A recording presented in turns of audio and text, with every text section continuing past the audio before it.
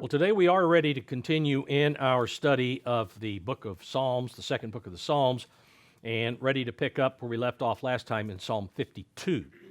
So if you will, turn over to Psalm 52, and as is generally the translation in the New King James, to the chief musician.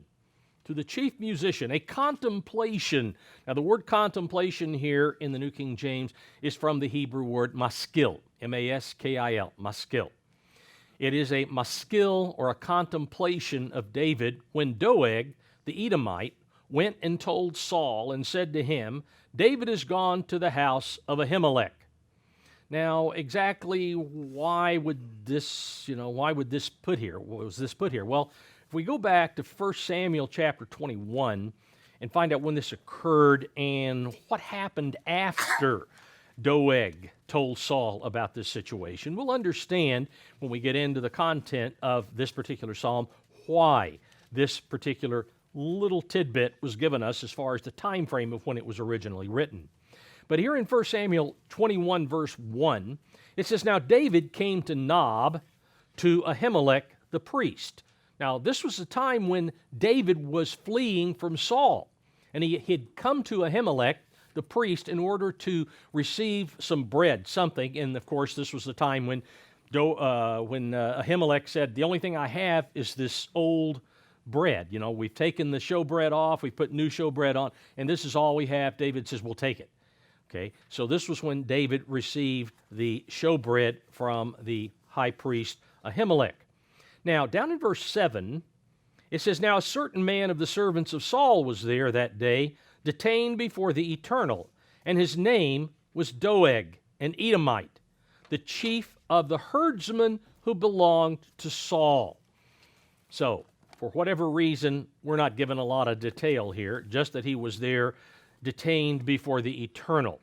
Now, let's go over to chapter 22, 1 Samuel 22, verse 9. 1 Samuel 22, verse 9, I'll read from the New Living Translation. It says, Then Doeg, the Edomite, who was standing there with Saul's men, spoke up.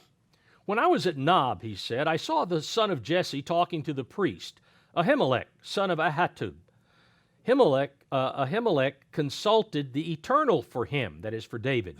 Then he, Ahimelech, gave him, David, food and the sword of Goliath the Philistine.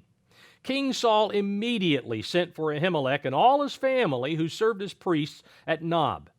Now, I won't go through the details. Ahimelech came and Saul questioned him, and then Saul, of course, in a fury, verse 16 says, You will surely die, Ahimelech, along with your entire family, the king shouted. And he ordered his bodyguards, Kill these priests of the Eternal, for they are allies and conspirators with David. They knew he was running away from me, but they didn't tell me. But Saul's men refused to kill the Eternal's priests.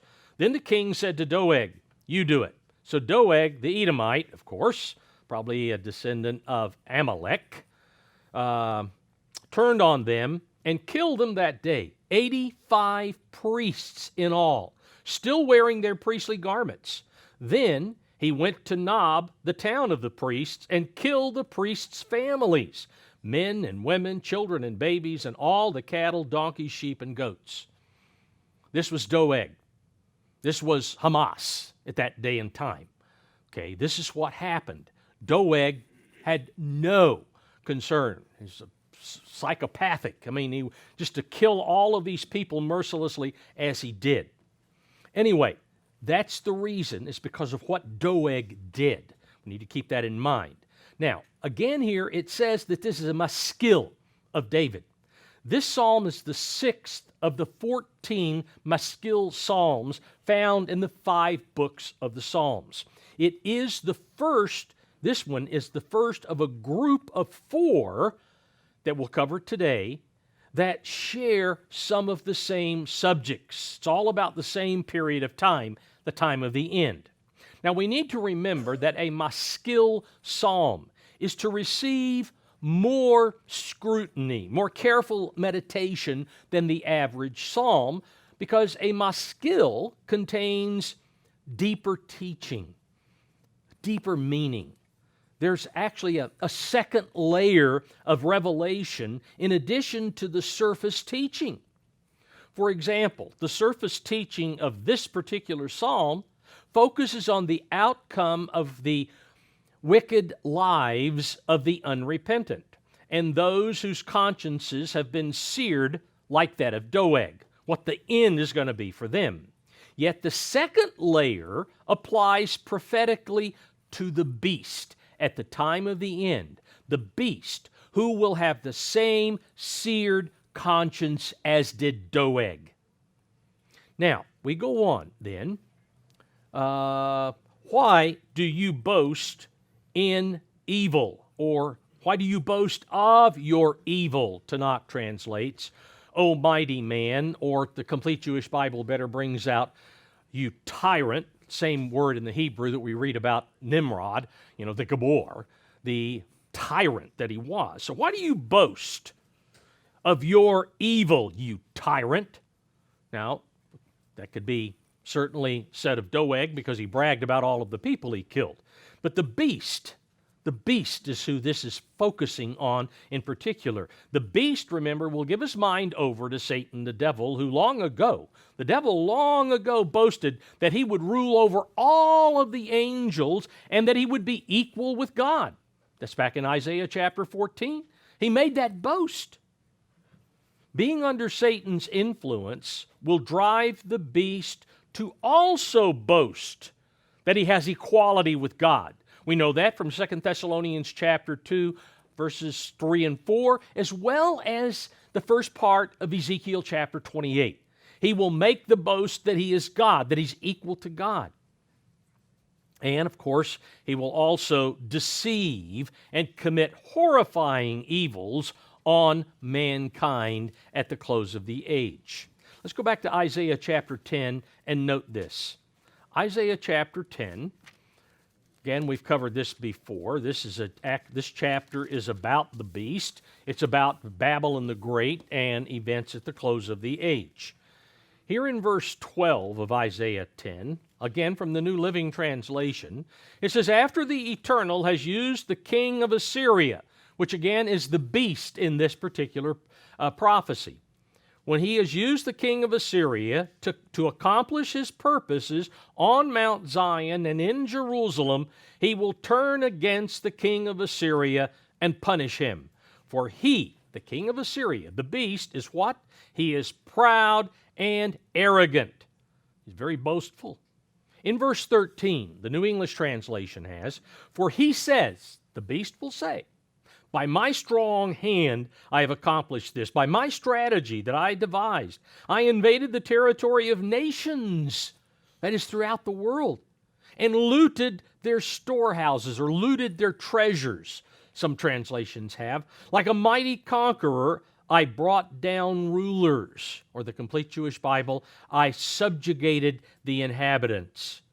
Verse 14 from the Tanakh translation, I was able to seize, like a nest, the wealth of peoples. As one gathers abandoned eggs, so I gathered all the earth. Nothing so much as flapped a wing or opened a mouth to peep.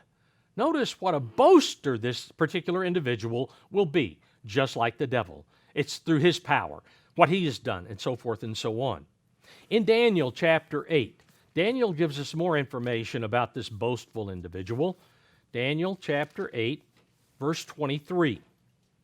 Daniel 8:23 from the Revised English Bible translation states, In the last days of those kingdoms, that is the kingdoms of Greece, Macedonia, Persia, and so on, after being swallowed up by and incorporated into the fourth beast in chapter 7 of Daniel, okay, the last days of those kingdoms, once they have been swallowed up by the fourth beast, when their sin is at its height, a king of grim aspect, one who is of a bold countenance, or one who is defiant, other translations have, will appear, a master of stratagem, of strategy, of being able to cunningly do whatever he wants to do, a master of intrigue, as Tanakh says.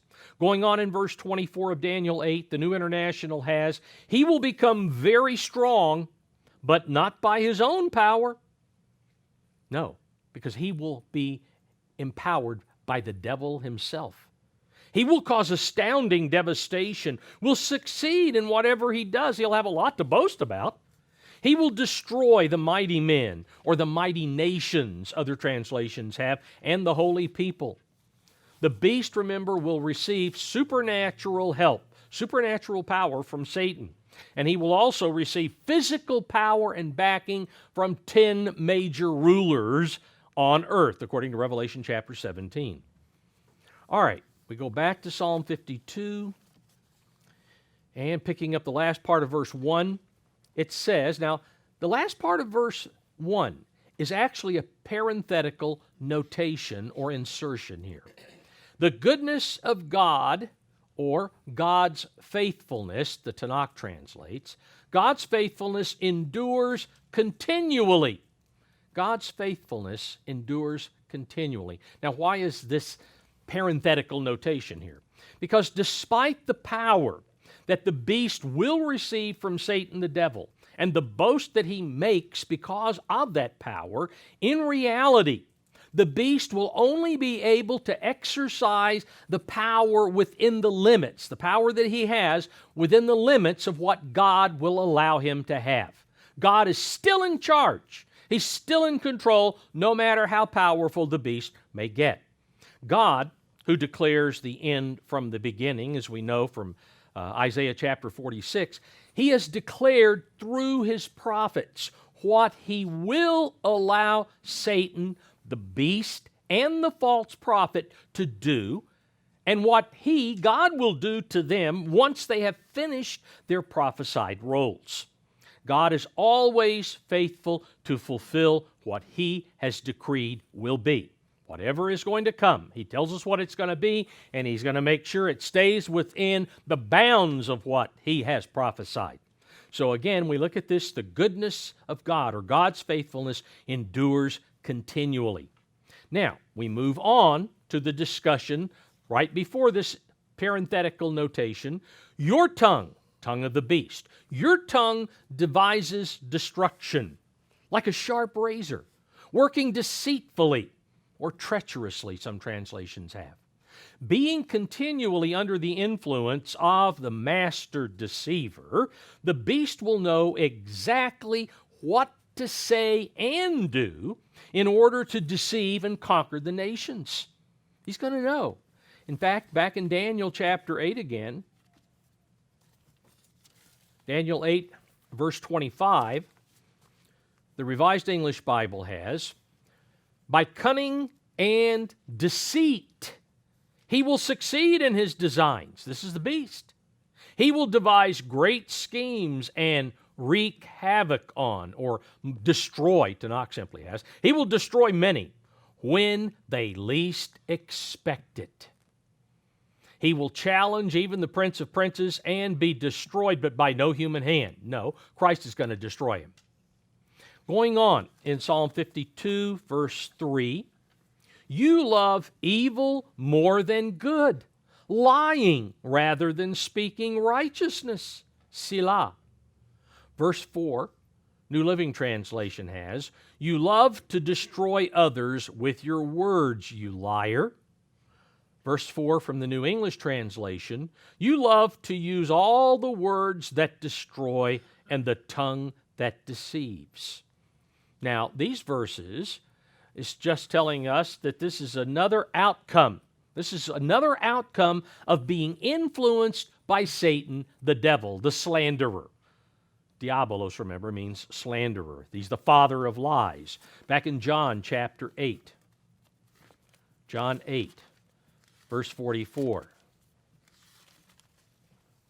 John 8:44, where Christ told the Pharisees, but this applies to any that fall into this category, you are of your father the devil, because they were spreading falsehoods about the Messiah.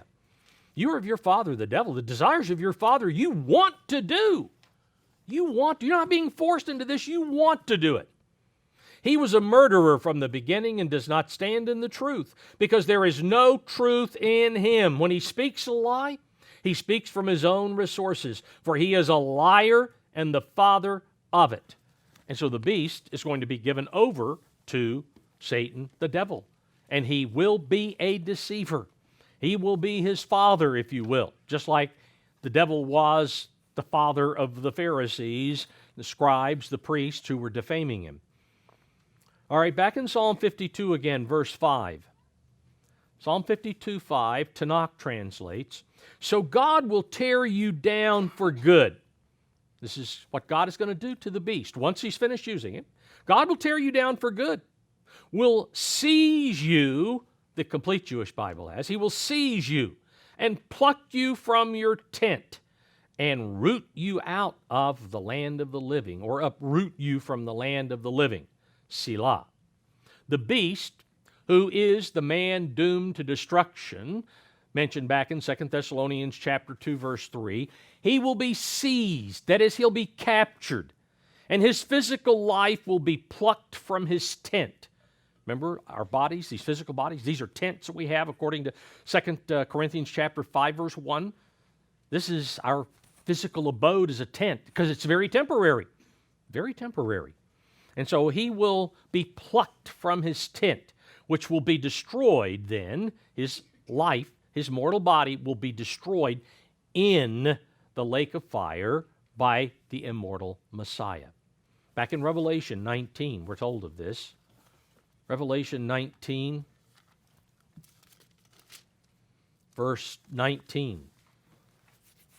Here, John, going through the vision, says, "And I saw the beast, the kings of the earth and their armies, gathered together to make war against him who sat on the horse and against his army." That is, the ones who have just come out of heaven after the marriage supper.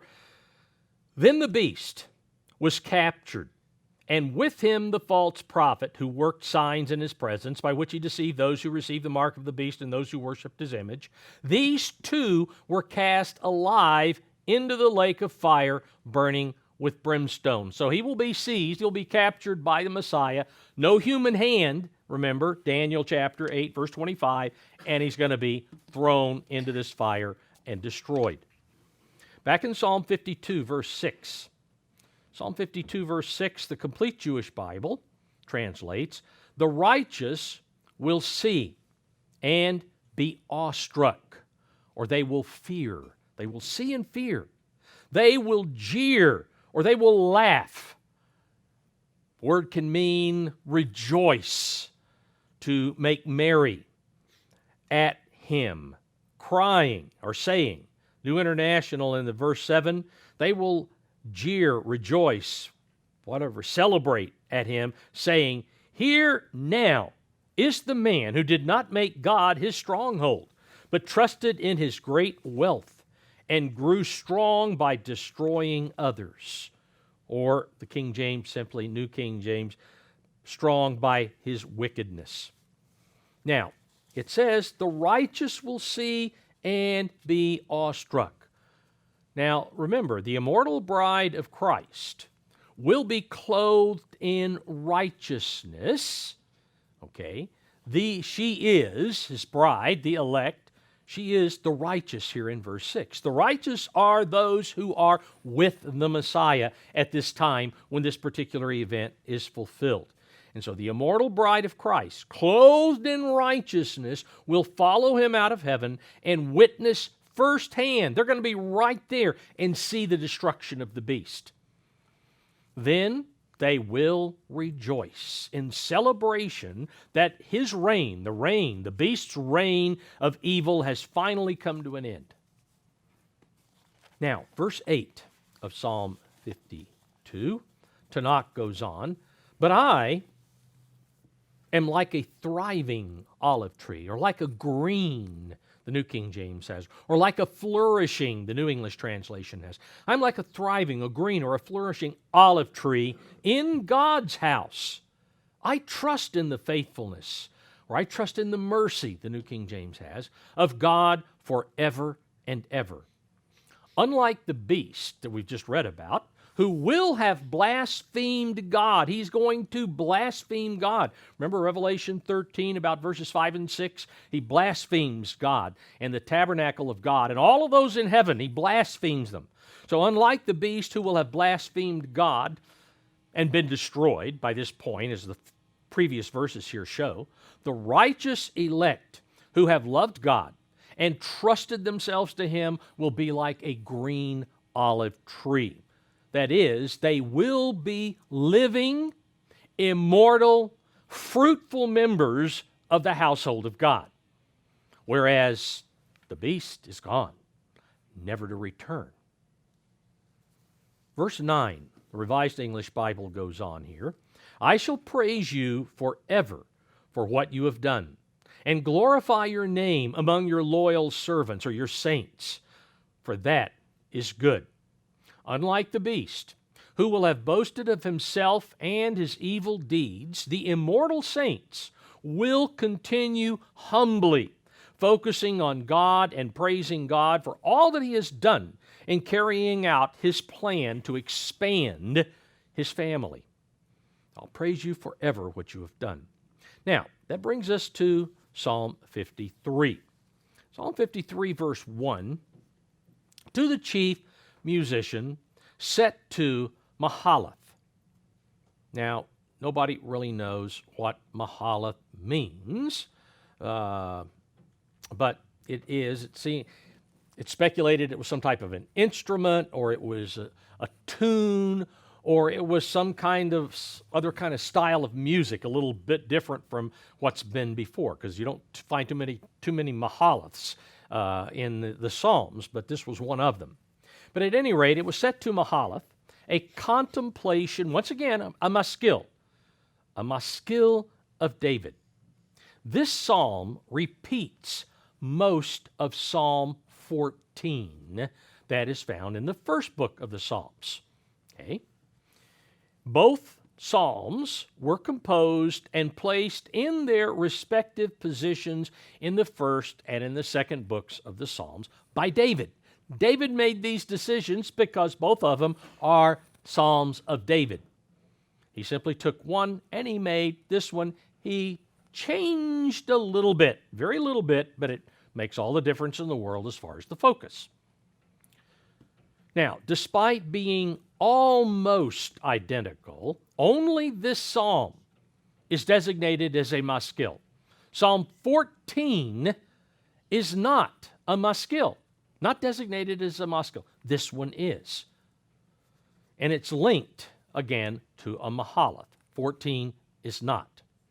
Now, God is referred to 7 times in both Psalm 14 and Psalm 53.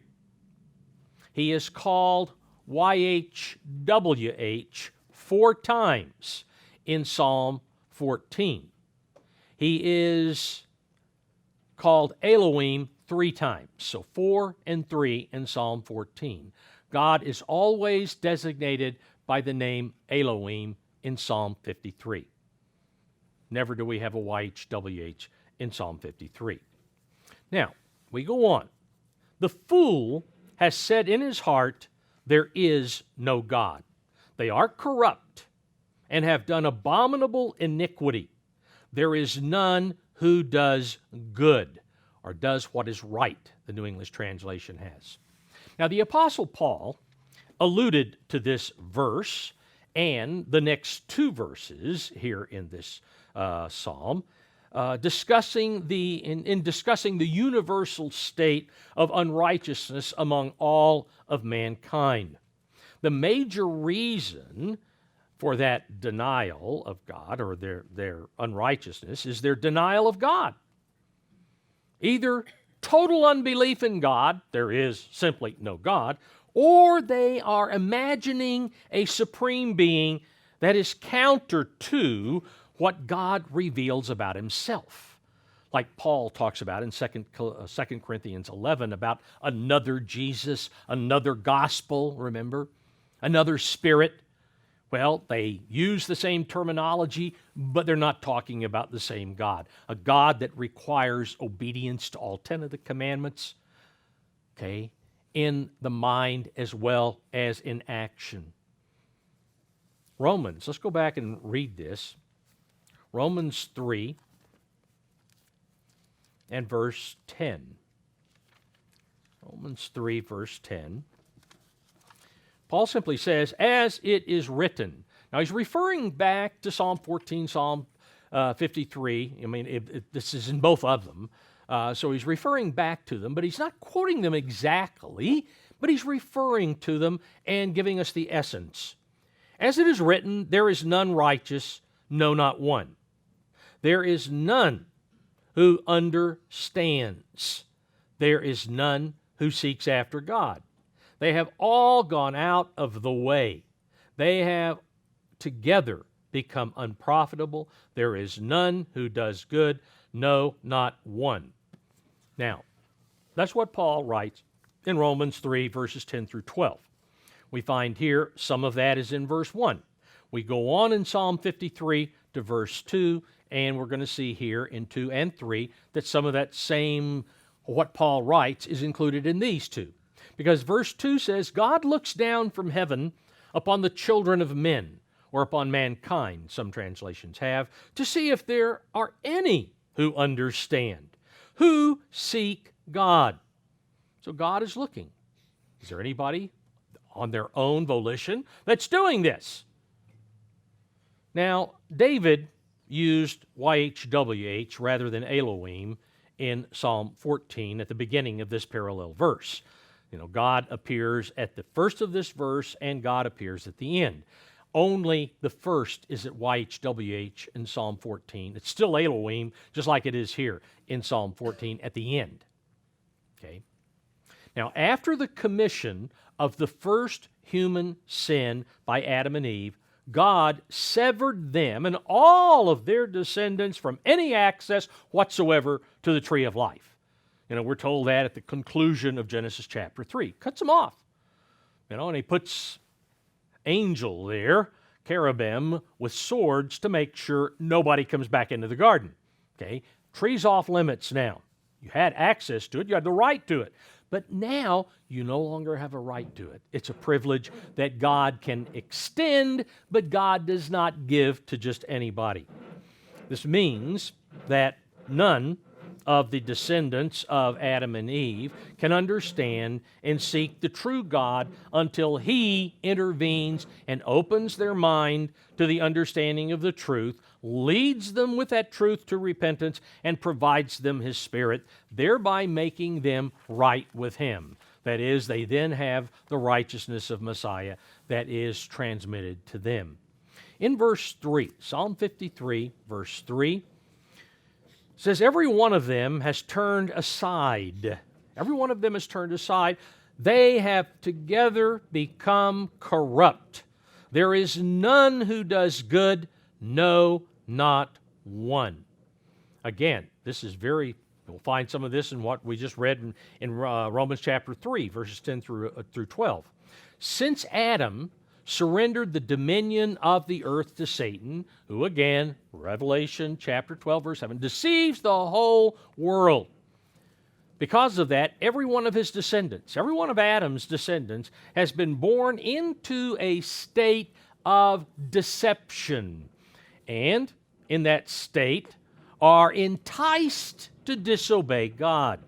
Verse 4 goes on, have the workers of iniquity no knowledge or no understanding, as the Revised English Bible has, who eat up, who devour my people as if, the New English translation goes on, who devour my people as if they were eating bread and do not call upon God.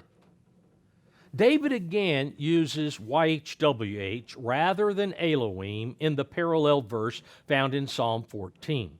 He was dumbfounded. David was absolutely dumbfounded from what he says here in verse 4, that the wicked were so deceived that they believed they could attack and mistreat God's people without ever feeling any kind of, or showing any kind of remorse.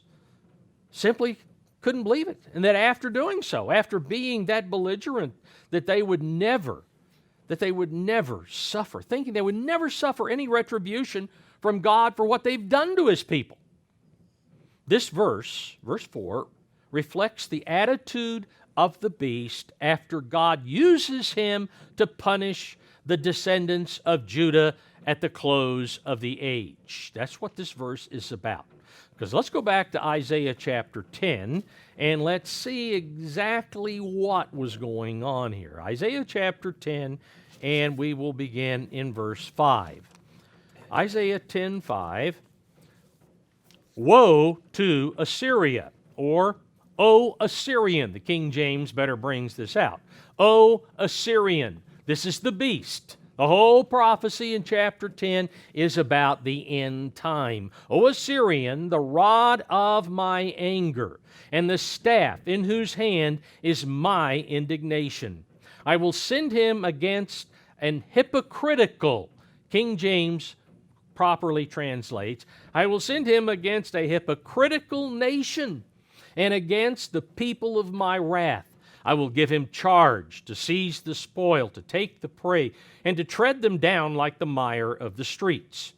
Now, after doing all of this, we go on to verse 7. We find that God says, I'm going to take the king of Assyria, I'm going to take the beast, I'm going to use him to punish the hypocritical nation who have not properly represented me, even though they claim to be representing me among all the nations of the earth. They call themselves Israel, the nation of Israel, which means prevailers with God. Well, they're not prevailing with me. They allow all kinds of perversion that goes on there in spite of who they claim to be, most of them being secular.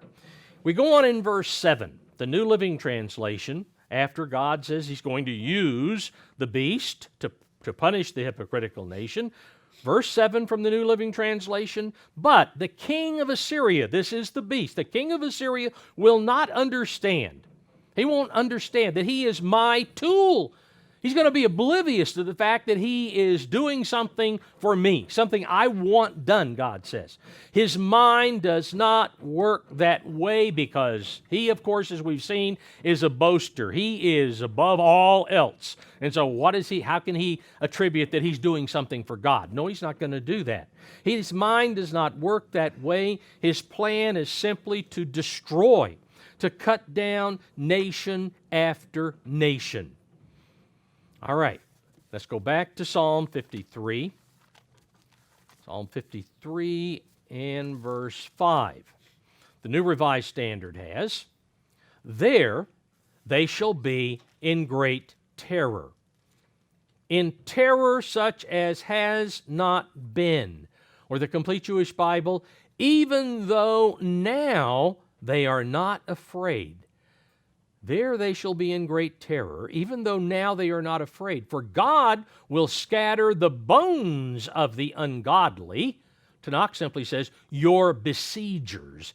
God will scatter the bones of your besiegers. They will be put to shame, for God has rejected them. God has despised them. Now, this verse is where we have a difference with Psalm 14. After the first phrase, there they shall be in great terror, the remainder of this verse differs completely with the text found in Psalm 14. Whereas the earlier psalm focuses on God being the refuge for his elect, this psalm centers on the terror that the beast, his armies, and the armies of all the other nations that invade and that besiege the land of Israel will undergo because of the manner of death that each one of them will be required to experience at the conclusion of the bowl plagues. Let's go back to Isaiah 10, verse 12. Isaiah 10, verse 12. New Living Translation, after the Eternal has used the king of Assyria, the beast, to accomplish his purposes on Mount Zion and in Jerusalem, he, God, will turn against the king of Assyria. Once he's used him for what he wants, he's going to turn against him and punish him, for he, the beast, is proud and arrogant. Going on, down in verse 24. Skip down to verse 24.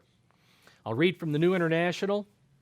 Therefore, this is what the Lord, the eternal Almighty, says, my people who live in Zion, do not be afraid of the Assyrians who beat you with a rod and lift up a club against you, as Egypt did. They're going to enslave them.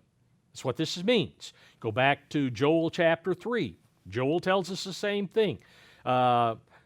Zechariah chapter 14, verses 2 and 3, I think, talk about the same.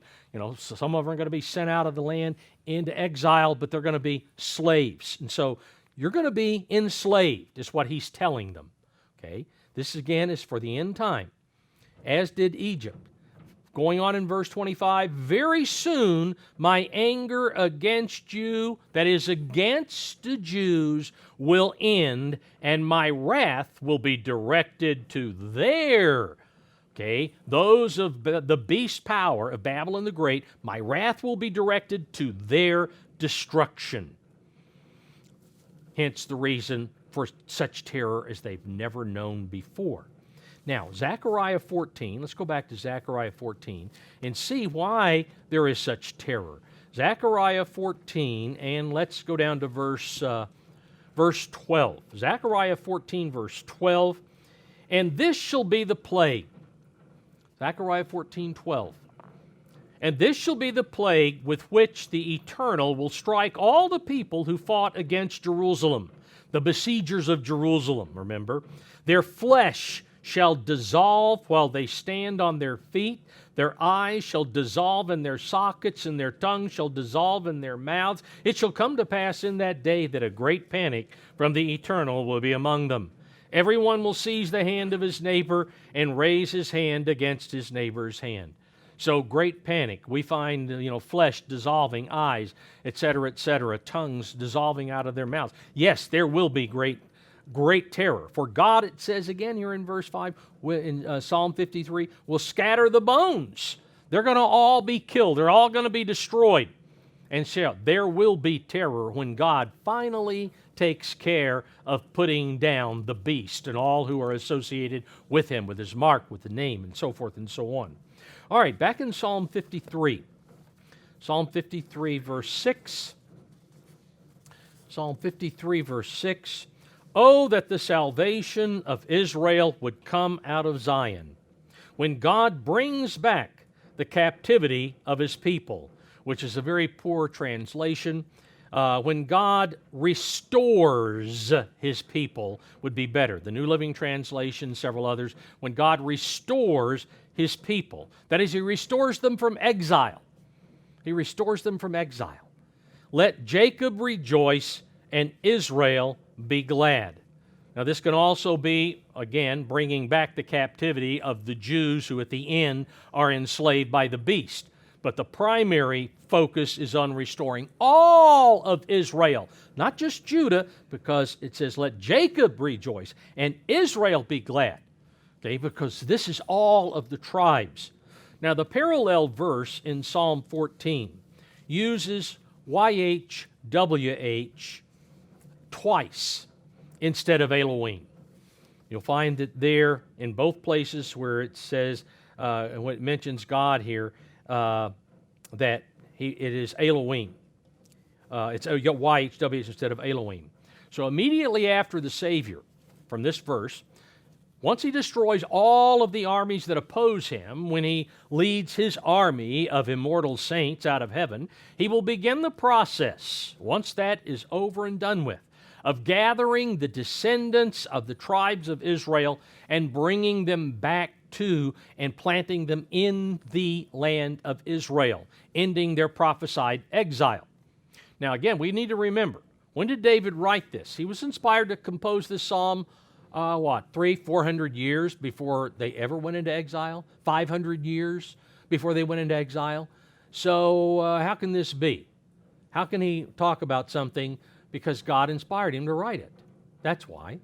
And what we find, so much of the Psalms, we have this phenomenal amount of things that, how did David know this? Well, I don't know that David did know this, but God inspired it to be recorded in such a way.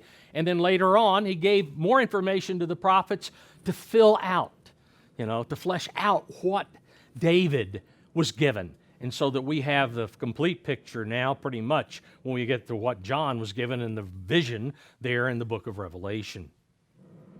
Okay, so let's go over and look at Jeremiah 50.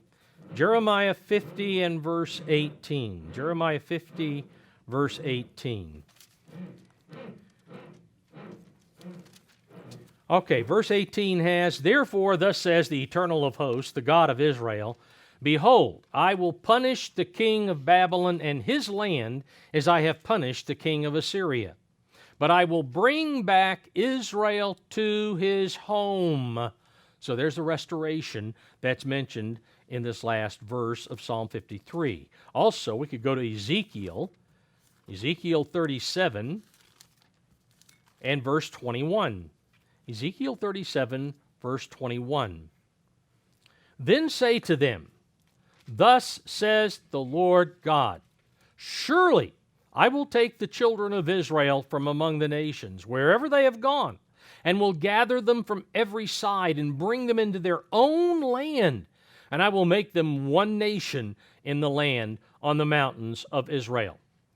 So this is the time of restoration that, again, David was talking about here in verse 6 of Psalm 53. "Oh, that the salvation of Israel, the deliverance of Israel, would come out of Zion." And of course, that's the return of Jesus Christ, the Messiah, and he will come out of Mount Zion in heaven, and then he will restore, bring back all of the people that have been, at least the descendants of those who were sent out and exiled from the land.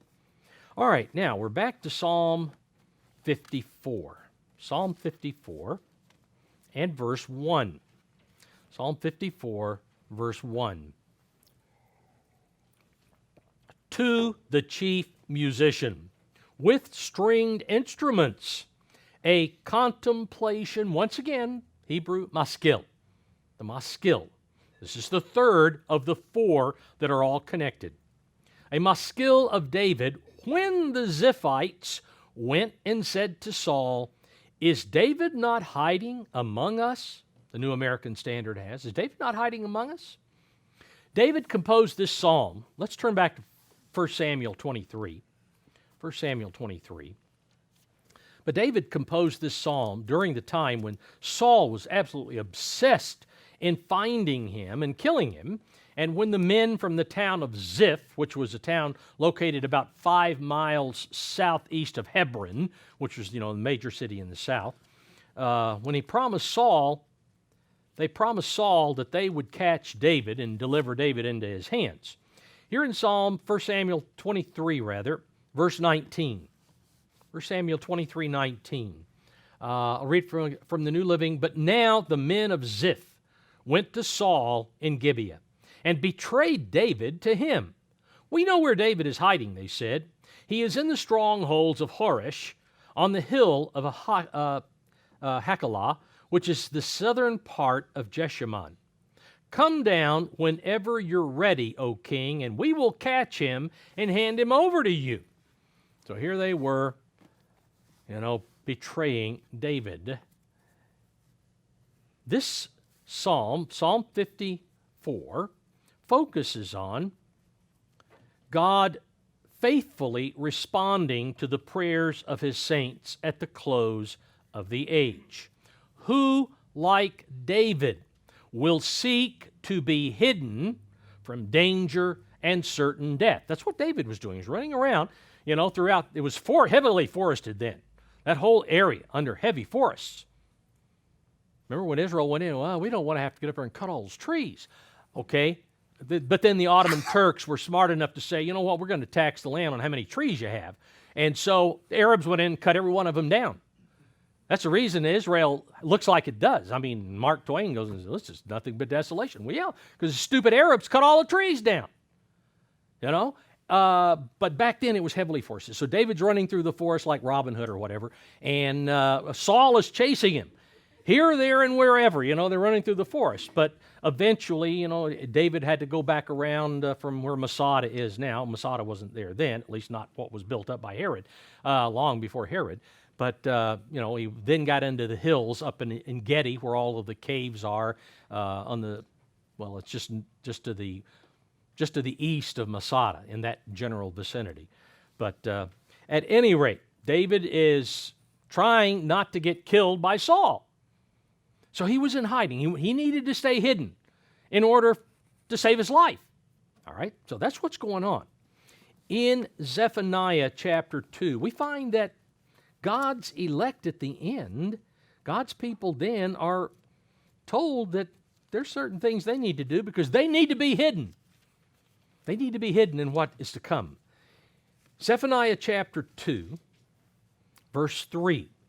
Seek the eternal, all you meek of the earth, who have upheld his justice. Or as the New English translation has, who have obeyed his commands. You're doing your best to obey him. Seek righteousness. Seek humility. It may be that you will be hidden. When? Hidden in the day of the Eternal's anger. Just like David was in hiding during the time of Saul's anger. God's people will be looking to be hidden as well.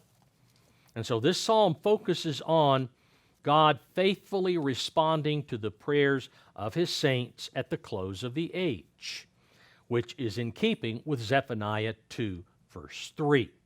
Now, back to Psalm 54, verse 1. Okay, so after the Ziphites have gone to Saul and given this information. Now, we finally get to the prayer.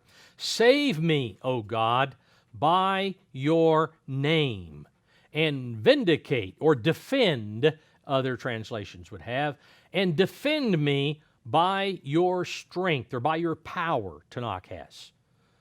So save me and defend me. The Savior, as we all know, provides physical deliverance as well as eternal salvation, because like Acts chapter 4, verses 10 through 12 bring out, there is salvation in no other name. Jesus Christ, that's it. There's no other name under heaven whereby men can be saved. So, save me by your name has a great impact with Acts 4, verses 10 through 12. All right, going on in verse 2. Hear my prayer, O God. Give ear or listen to the words of my mouth. Or Moffat simply says, listen to my plea, to what I beg of you. For strangers have risen up against me, and oppressors, ruthless men, Tanakh has. Ruthless men have sought after my life. They are trying to kill me. The New Living Translation simply says, ruthless men are trying to kill me. They have not set God before them. Or Moffat says, they care nothing for God. Selah. Which is obvious. You know, we've already read what happened a couple of chapters earlier in 1 Samuel chapter 21 and 22. They don't care. Saul wanted his bodyguards to kill the priesthood. Obviously, he didn't think too much of God. And so this is what David is talking about. Well, what David is talking about is what's the surface here, what he experienced. But this is something for us. It's to my skill. We need to look deeper to see what it applies for us today, those at the close of the age. Now, as soon as Satan, again, has been cast down after making war in heaven, he will use the false prophet and the false Messiah to assemble an army to carry out all of his destructive desires. Because as we saw back in Isaiah 10, verse 7, God says, in his heart, he's not working for me. His heart is simply to destroy nation after nation. Yeah, he wants to kill because the devil wants every human being dead. That's what Satan wants. He wants to wipe out everything. Once the beast has done so, once he's got this army, the first victims he will pursue will be the Jews in the land of Israel and the church, spiritual and physical Israel. Let's go back to Revelation chapter 12. Revelation 12 and verse 12. And note this. Revelation 12:12. Breaking into verse 12. Woe to the inhabitants of the earth and the sea, for the devil has come down to you having great wrath, because he knows that he has a short time. Now when the dragon saw that he had been cast to the earth, he persecuted, Goodspeed says, he went in pursuit of the woman who gave birth to the male child. Okay, so he goes after the woman.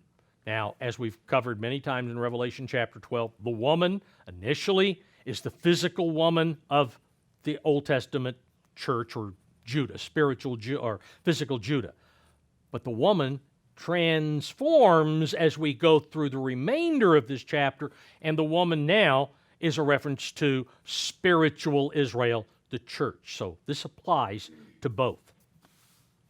Back in Psalm 54, hold your place in Revelation 12, but here again in Psalm 54, verse 4, the Revised English Bible has, "But God is my helper, the eternal, the sustainer of my life.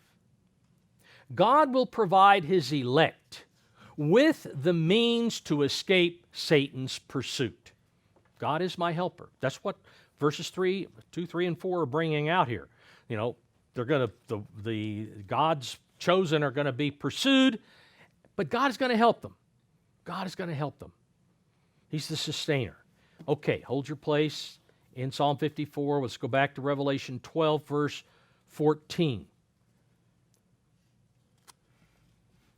Okay, so God will help. He will provide his elect the means to escape Satan's pursuit. Verse 14, "But the woman was given 2 wings of a great eagle, that she might fly into the wilderness to her place, where she is nourished for a time and times and half a time from the presence of the serpent." That's 3.5 times, 3.5 years away from the presence of the serpent.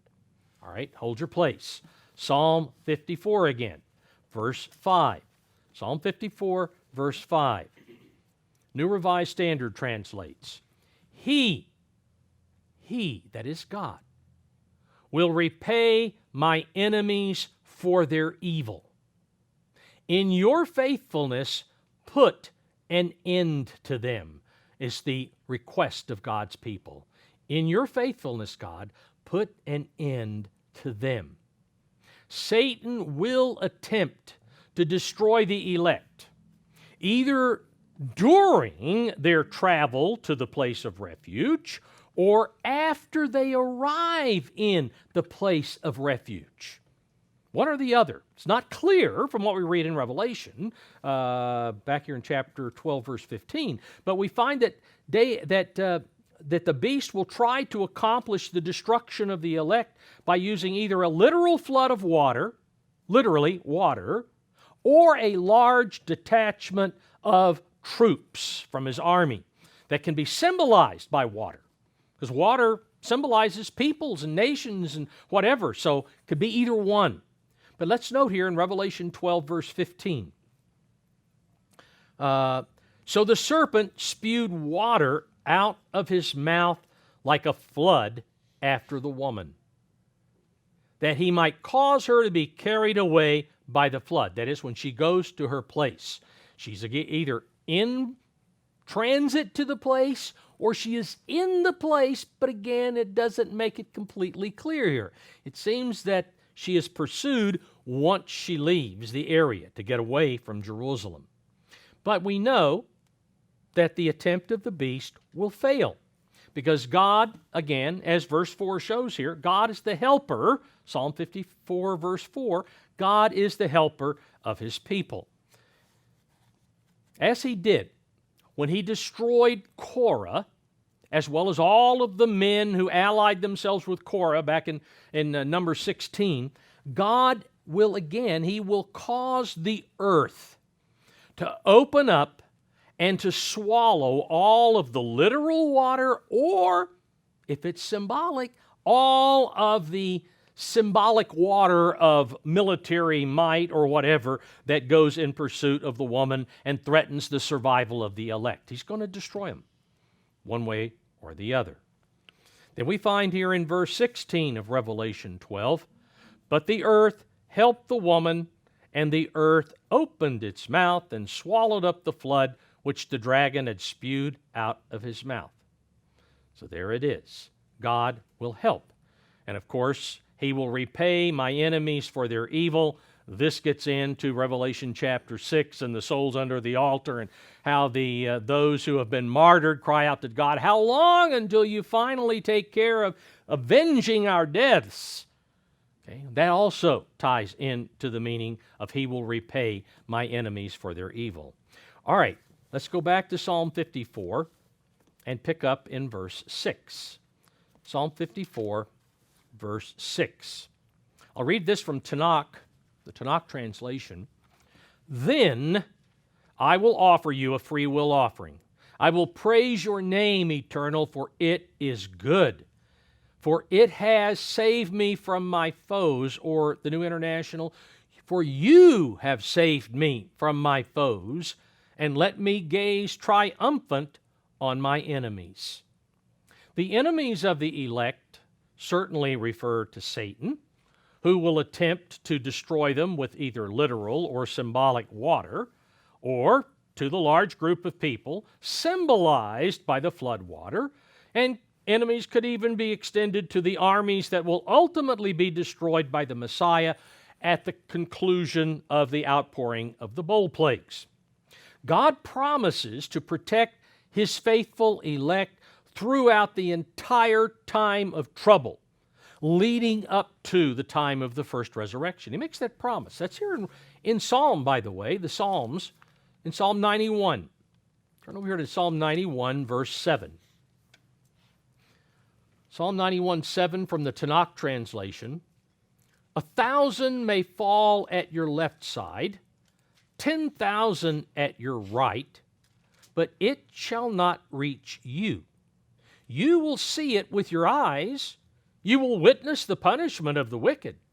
Because you took the Eternal, my refuge, the Most High, as your haven, no harm will befall you. No disease touch your tent, for He will order His angels to guard you wherever you go." Even on the trek from Judea to that place in the wilderness, wherever you go.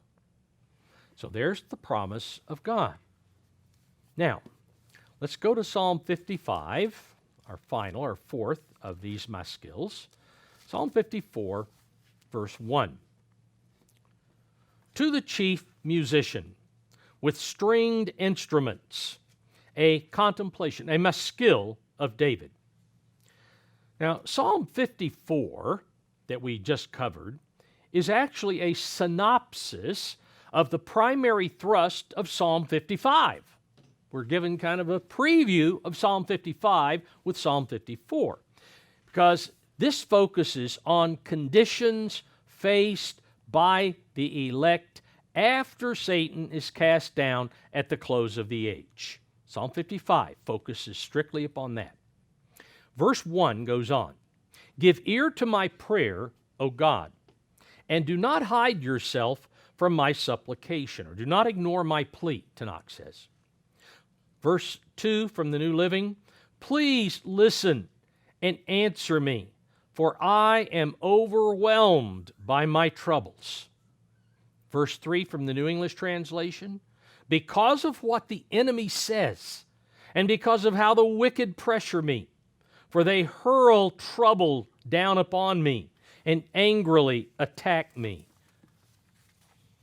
These earnest pleas of the elect will be prompted by the wrath of Satan after he is cast down to the earth and begins to supernaturally use mortals to attack God's people.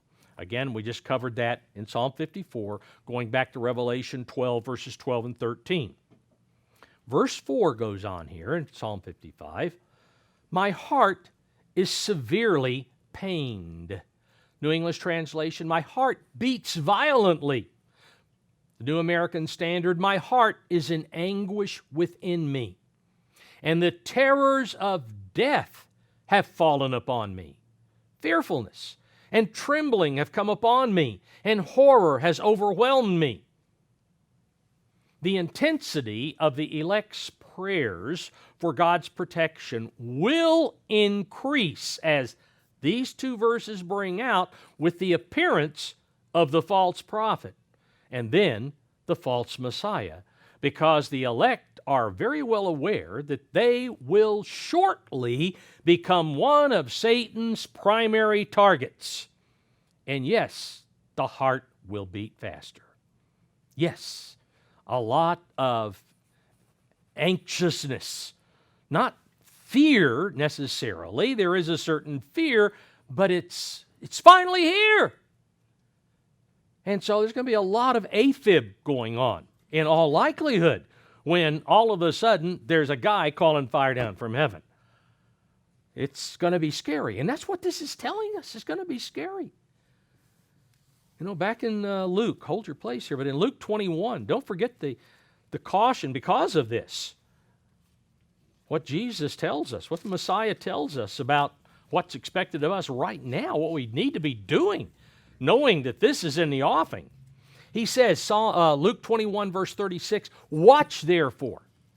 He goes through and tells you what's going to happen once the devil is cast down, once the beast comes, what's going to happen to Jerusalem. And he says, watch therefore, and pray always that you may be counted worthy to escape all these things that will come to pass and to stand before the Son of Man. So being aware of what's coming, we need to be watching, and we definitely need to be praying to be accounted worthy to escape. Psalm 55, again, verse 6. So I said, oh, that I had wings like a dove, I would fly away and be at rest. Or New English translation, I would fly away and settle in a safe place. Verse 7 from the Revised English Bible. I would escape, or Tanakh, I would flee far away to a refuge in the wilderness. Selah. The elect will take seriously the Messiah's admonition to read the book of Daniel. Back here in Matthew chapter 24. They're going to take that admonition to read the book of Daniel seriously so that they will know. They'll be aware of what they need to watch for, as well as when they will need to take action. Because he tells us right here what we need to be doing. Matthew 24, verse 15. Therefore, he's gone through and said, these are the things to look for, and we have seen every bit of this stuff that comes before, other than this gospel of the kingdom has not been preached into the world yet. But the enduring part right before that, well, yeah, we've been enduring, but it ain't over enduring just yet. But that gospel will be preached, but it's not going to be done before what goes on in verse 15 tells us. He says, therefore, when you see the abomination of desolation spoken of by Daniel the prophet, you better read it. If you want to understand what he's talking about here, you're not going to recognize it if you don't know what Daniel says.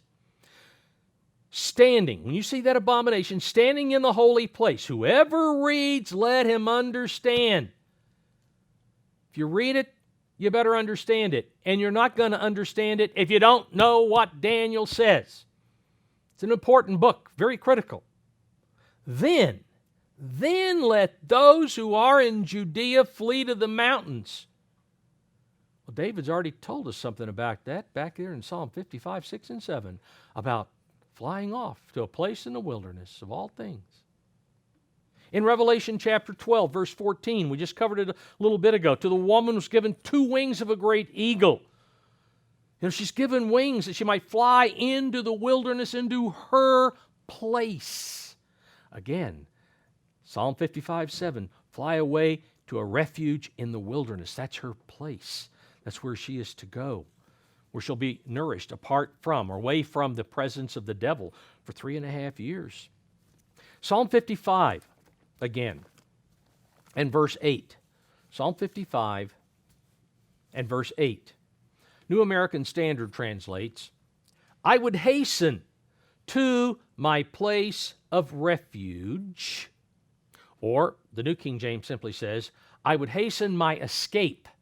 Okay, so either way, I would hasten to my place of refuge, or I would hasten my escape from the stormy wind and tempest. Or as the Moffat translates, from all their storming and confusion. Now, what does he mean, this stormy wind and tempest? Well, the beast and his army. Let's go to Daniel chapter 11. Daniel chapter 11. The beast and his army are prophesied to come into the land of Israel like a storm. Like a storm. Note here, Daniel 11 will break into the middle part here of verse 40. I'll read from the New Living Translation. It says, the king of the north will storm out with chariots, charioteers, and a vast navy. He will invade various lands and sweep through them like a flood. And there you have the comparison to a flood and armies, okay? He will enter the glorious land of Israel, and many nations will fall, but Moab, Edom, and the best part of Ammon will escape the area of Jordan today. It's going to escape. What he does, why, we're not told, but that's what we're told here. It will be when the beast's army storms into the land of Israel and quickly surrounds Jerusalem that the elect will hasten to flee from Judea. Again, Luke 21. Luke 21, verse 20. But when you see Jerusalem surrounded by armies, that's the abomination that makes desolate, then know that its desolation is near. Then let those who are in Judea, flee to the mountains. Let those who are in the midst of her depart. Let those who are not, and let not those who are in the country enter her. It's too late. You got to be in Judea, and you got to be out of there when you see this happen. Now, once the elect enter into the place of refuge, they will remain there until the sounding of the seventh trumpet, when the resurrection occurs. Back to Psalm 55, verse 9. New Living Translation, confuse them, eternal. New King James simply says, destroy them, eternal, and frustrate their plans, for I see violence and conflict in the city. New English Translation in verse 10, day and night they walk around on its walls while wickedness and destruction are within it. Verse 11 from the New American Standard, destruction is in her midst. Oppression and deceit do not depart from her. Or the New Living Translation says, oppression and deceit are rampant in the streets of the city. What city? Well, this refers to the armies of the beast conquering the city of Jerusalem. Zechariah 14, verses 1 and 2. And again, that's after the elect have entered into the place of refuge, which will begin the beast's 3.5-year occupation of the city of Jerusalem. Once he enters in, he establishes, well, let's go back to Daniel 11. Daniel 11 and verse 45. Daniel 11, 45. And he, king of the north, the beast, the Antichrist, he shall plant the tents of his palace between the seas and the glorious holy mountain. Okay, that's when he begins his 3.5 years. Now, Luke 21, verse 24. Luke 21, verse 24 gets back to when this happens, when Jerusalem is attacked. And it says, those who are in the land of Judea, those especially in the city of Jerusalem, they will fall by the edge of the sword and be led away captive into all nations. And Jerusalem will be trampled by Gentiles until the times, that's 3.5, till the times of the Gentiles are fulfilled. That is, the times that the Gentiles will control Jerusalem, because they will actually have more than 3.5 times, but not over Jerusalem. Just exactly 3.5 times over Jerusalem. But then they leave Jerusalem. They pull out. But anyway, Revelation chapter 11 tells us the exact distance or time. Revelation 11, verse 2. Here, John is told what's going on here about the measuring of the temple. And it says, but leave the court which is outside the temple, and do not measure it. For it has been given to the Gentiles, the nations, and they will tread the holy city underfoot for 42 months. So that is what time, and that's what verses, back here in Psalm 55, verses 9 through 11 is talking about what happens to Jerusalem. It will be trodden under for 3.5 times, 42 months. And that's exactly what's being described here in those verses. Now, Psalm 55, verses 12 through 14. Let's note, this is an inset. This is an inset. Verse 12 is from the Tanakh translation. It is not an enemy who reviles me. I could bear that. It is not my foe who vaunts himself against me. I could hide from him. Verse 13 and 14 from the New International. But it is you, a man like myself, or better in the complete Jewish Bible, a man of my own kind, my companion, my close friend, with whom I once enjoyed sweet fellowship at the house of God as we walked about among the worshipers. These 3 verses are an inset. This is a prophecy concerning Judas's betrayal of Christ. It is inserted here at this point to draw attention to the magnitude of betrayal that the beast will achieve in order to conquer Jerusalem. Through the miracles worked by the false prophet, he will claim to be the Messiah who has finally come to his people. Because remember, the Jews are still looking for a man. They're not looking for somebody coming in the clouds, with glory and whatever. They're looking for a man. And he's going to come. He's going to claim, I'm that guy. I'm it.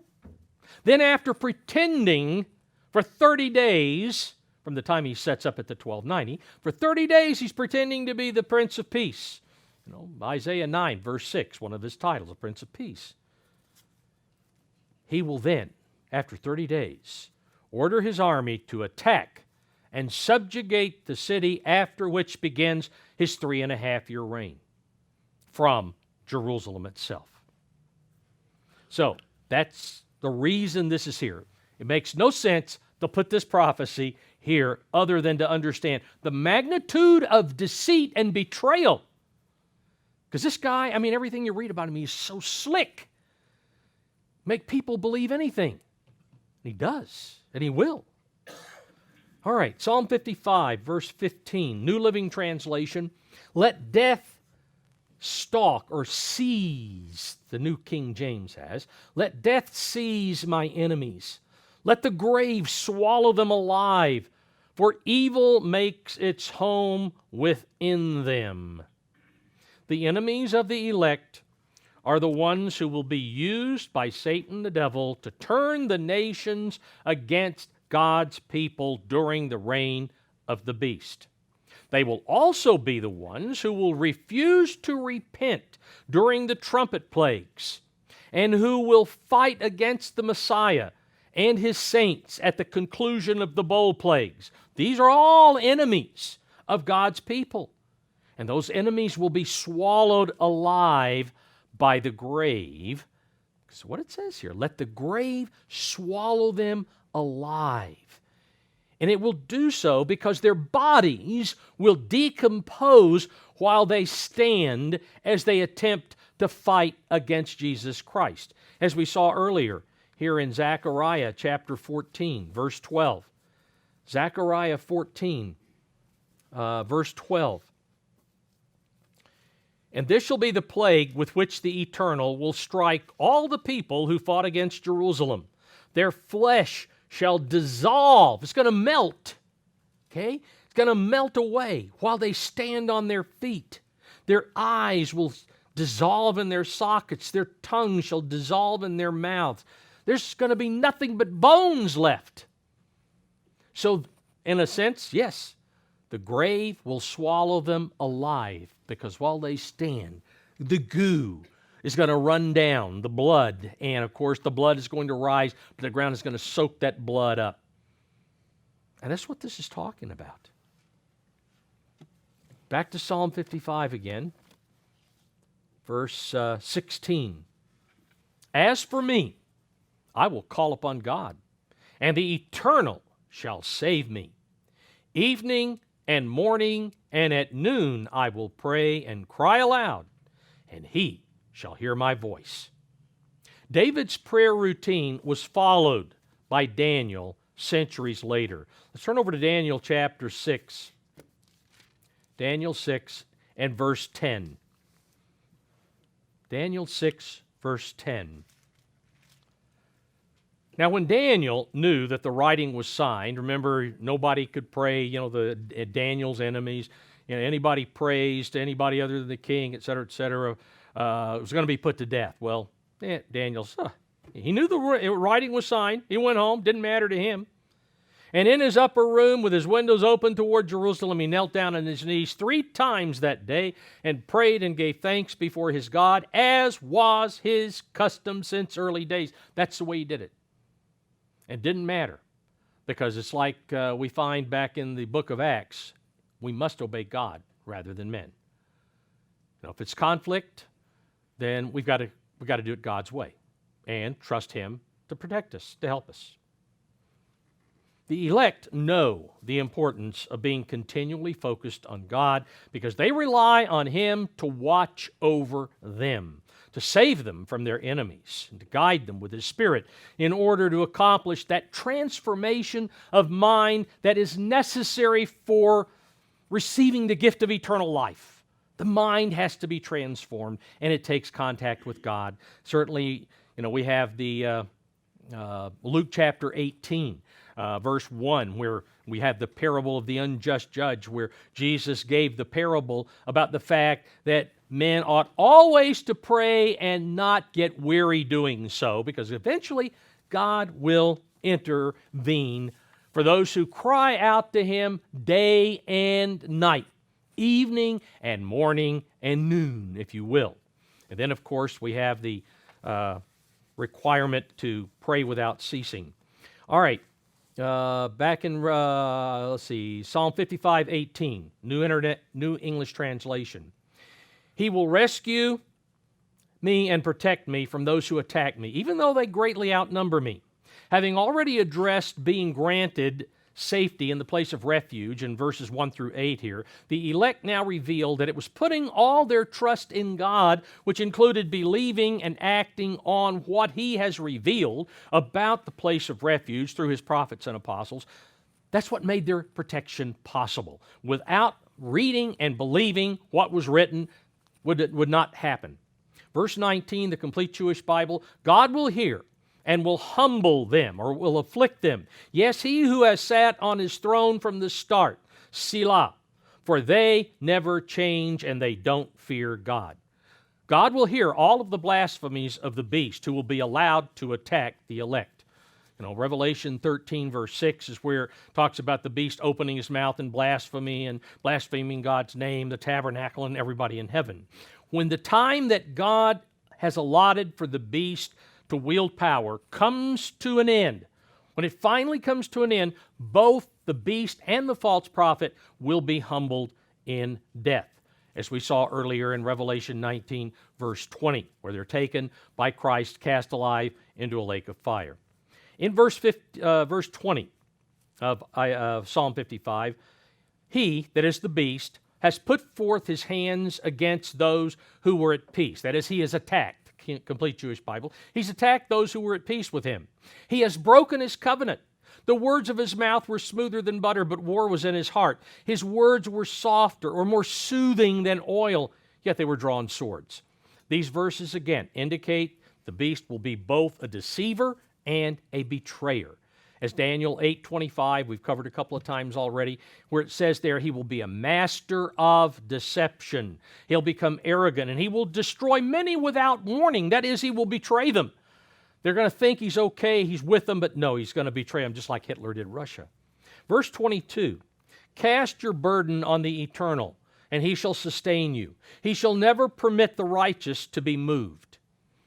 The elect, who have unbreakable trust in God, unshakable trust in God, know that He will always be faithful to His promise of giving them the gift of eternal life which he has guaranteed to them by sealing them with the Holy Spirit, as Ephesians 1 verses 13 and 14 bring out. But remember Philippians chapter 1 verse 6. Philippians 1 verse 6. This is, again, why we don't need to be too afraid of anything if we're doing the best we can. Philippians 1:6 in the New Living Translation, breaking into verse 6, it says, God, who began the good work within you, the transformation of mind, will continue his work until it is finally finished on the day when Christ Jesus returns. So cast your burden on the eternal. He will sustain you. He'll never permit the righteous to be moved. Verse 23 of Psalm 55, but you, O God, shall bring them down to the pit of destruction. Bloodthirsty and deceitful men shall not live out half their days, or even a normal lifespan, the New English Translation has, but I will trust in you. The elect know that God will be just as faithful, fulfilling his promise of destroying those who refuse to fear him and repent, as he will be in fulfilling the promise of giving his elect the gift of eternal life.